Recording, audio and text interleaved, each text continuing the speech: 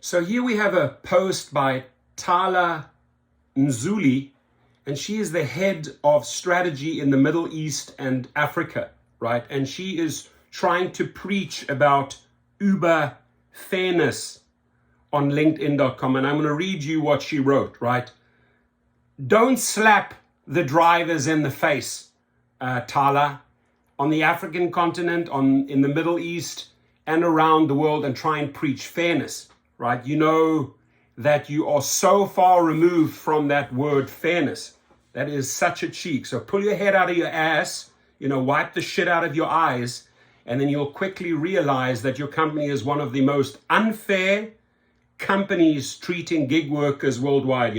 So they say, they're in 72 countries, 31 million earners, right? But the bottom line is you're not helping these families, especially I get the feedback from drivers in Africa, South Africa, Kenya, Uganda, you name it, Nigeria. They tell me about your company, and the last word they will ever use is fairness, right? I get messages from drivers in Dubai, all over the Middle East. The very last word that ever comes into their mouths is, oh, you're treating us fair. So this is a huge slap in the face. She says Uber is the largest source of work in the world, right? Might be, but it's also the largest source of headaches and pain, right? And abuse for drivers. One of my personal core values is fairness, right? Incidentally, it's also the value that makes me love technology for its ability to democratize access to goods and services, making the world we live in just that a bit fairer. This month marks my 1-year Uber anniversary, and I've been wanting to say something about the incredible ride I've had so far. I'm sure you've had an incredible ride, thanks to all those people out there working away and bringing in the money and paying your supersonic salary. But never, ever use the word fairness. And I'm going to leave the LinkedIn link underneath, and I want you to rip loose, right? Leave your comments under her statement. I will guarantee you, we load up those comments, she's going to remove the post. I will guarantee you that I'll follow up in a week and she will remove it, because we are going to come after her hard and heavy and educate her that word fairness does not exist in the Uber world, right? So she says, I could not think of a better day, and I couldn't be prouder to be part of Uber's story. What story? What fantastic story are you part of? Tell us, right? For the role it plays in democratizing access to opportunity, access to safe, reliable mobility, and so much more. Really, the role that it plays in democratizing access to opportunity? Really? Access to safe, reliable mobility?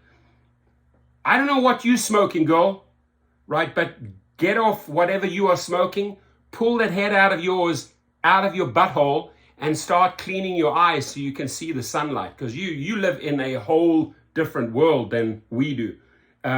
Here are the numbers. I'm going to make a follow-up video on these stats here, and a fantastic reply from someone who shut her down, and I want you guys to respond in that thread and shut her down.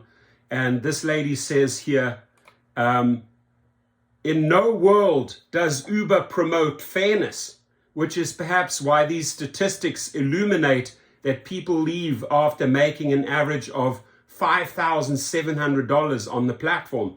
As a former employee of Uber myself, wow, thank you. Thank you, Alyssa Orlando. Love you for coming out as a former employee and speaking the truth, exposing this trash here, right?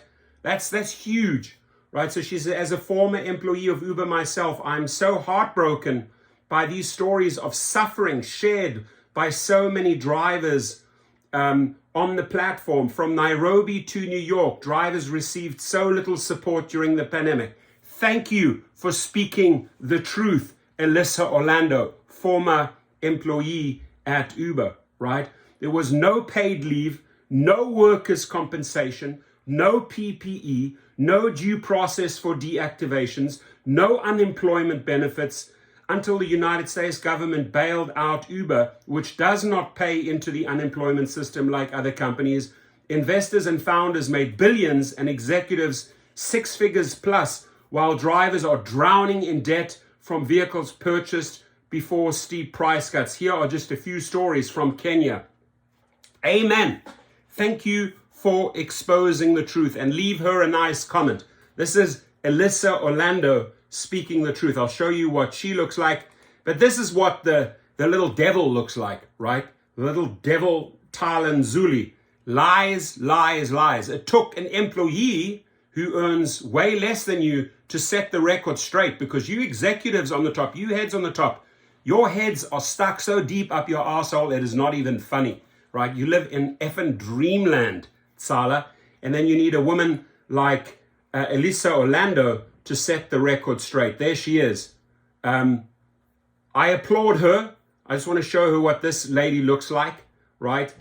She is hustling for hustlers. I love that. And she sets the record straight very, very quickly. Leave her a wonderful message. I see there she has one mutual connection, Harry Campbell. This lady speaks the truth, my friends. This other lady here truly has her head so deep up her backside that she can't even see reality, right? So we just have to set the record straight for these people that try and spin a whole different narrative, right? So there she writes, hashtag Uber on, hashtag Uber, hashtag opportunity. What opportunity? Hashtag investor day, hashtag Uberversary. Well, shame on you. Shame on you, whatever your name is, Tala Nsouli. And, you know, I tell you the stories from Africa, from the Middle East, from around the United States, anywhere around the world are the exact opposite of fairness.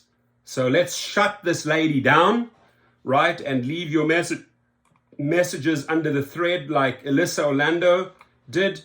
And I want to read her reply to this Tala chick one more time, because Alyssa gets it. The executives don't get it, right? In no world does Uber promote fairness, which is perhaps why these statistics illuminate that people leave after making an average of $5,700 on the platform. As a former employee of Uber myself, I'm so heartbroken by the stories of suffering shared by so many drivers on the platform. From Nairobi to New York, drivers received so little support during the pandemic. We've reported on this, right? There was no paid leave. We reported on this. No workers' compensation. We reported on this. No PPE. Very well documented. No due process for deactivations.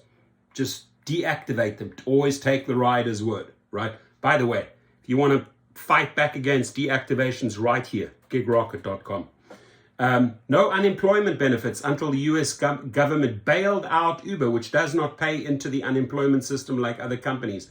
Investors and founders made billions and executives six figures, while drivers are drowning in debt from vehicles purchased before steep price cuts. Here are just a few stories from Kenya, right? So let's, why don't we just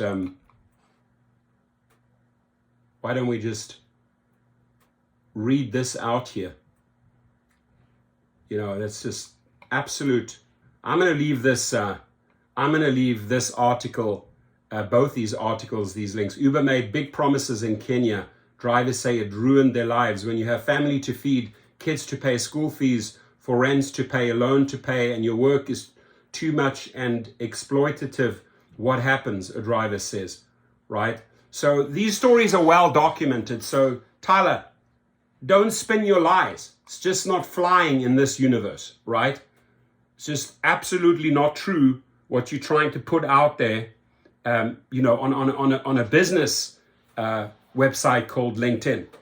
I will leave the link and I ask you to shut this woman down. Have a good one and be safe, everyone. Thank you.